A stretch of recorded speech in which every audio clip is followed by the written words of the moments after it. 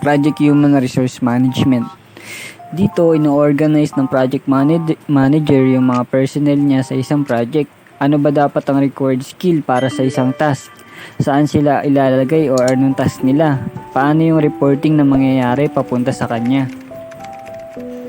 So, sa Human Resource Management, dito as stated, pinaplano kung anong mga klase ng specialized personnel yung kakailanganin sa isang project. Kunwari, sa isang task, ito yung kailangan marunong mag-programming yung mga nandito. So, dapat paplanuhin ko yung mga ilalagay ko dito is mga marurunong lang mag-program.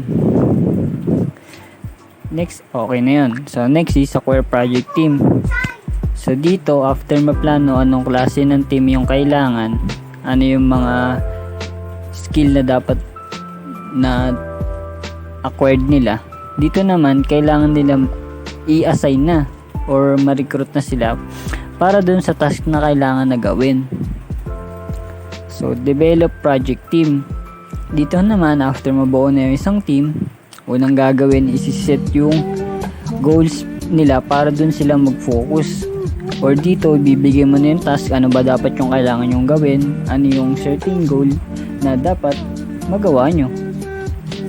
So, kasama na dito yung kapag ibibigay mo na rin yung rules kapag nagtatrabaho na and kailangan